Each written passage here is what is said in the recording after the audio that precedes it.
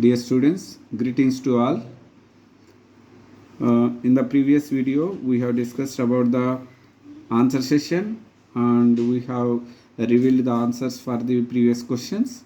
And today I am going to discuss some two questions from the free radicals. So we already discussed what is free radical and what is the stability of free radical and what is the structure, hybridization, all we discussed. Free radicals are nothing but reactive intermediate in which the carbon carries one odd electron or unpaired electron. So basically the free radicals are electron deficient species and they also involves in the reaction so that they are very reactive. Okay, so free radicals, I told about the free radicals which are electron deficient. So if free radicals are electron deficient, then you have to remember one thing, that if the carbon which is carrying the odd electron attached to the electron donating group which stabilizes the free radical. If it is attached to the electron withdrawing group, then destabilizes. Okay. Now we see that arrange the following radicals in decreasing order of stability. So there are four radicals are there. So in these you have to arrange the radicals the decreasing order of stability. That means from more stable molecule to more stable free radical to least stable free radical. So here option A, phenyl radical is there. Option B, you can see this is the tertiary carbon which is carrying the odd electron, and C also, which is tertiary carbon carrying the odd electron, and here you can see that the carbon which is sp hybridized carbon carrying the odd electron. Right. So here free radicals, when the free radical carbon attached to the electron donating group, that stabilizes the free radical, right? So if you see here, we already discussed reactive intermediates stability is influenced by some of the factors like resonance, hyperconjugation, inductive effect. So here also you can see, and we know that free radicals also tertiary free radical is more stable than secondary, then primary. This is the stability order of the free radicals, right?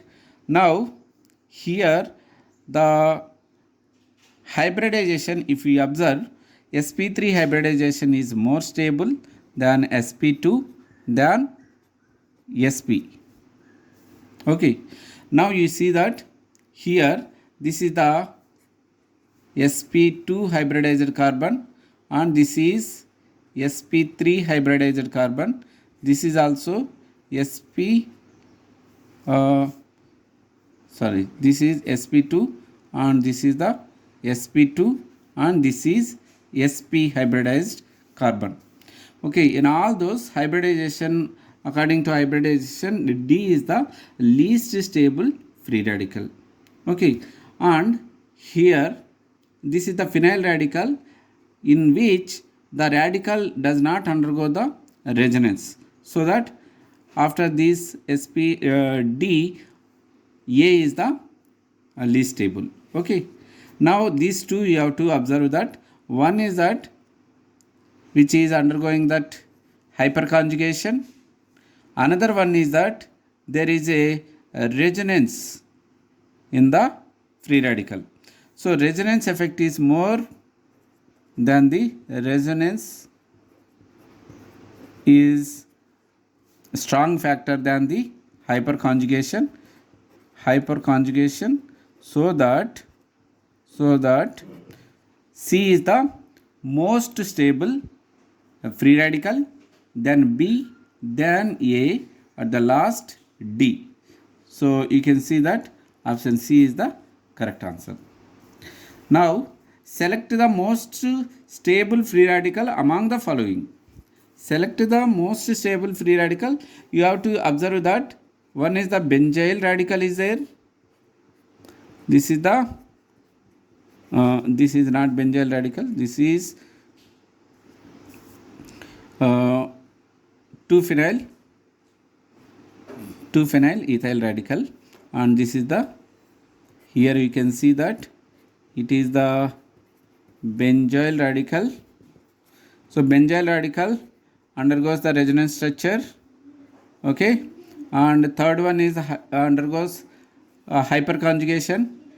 So resonance is more stronger factor than the hyperconjugation.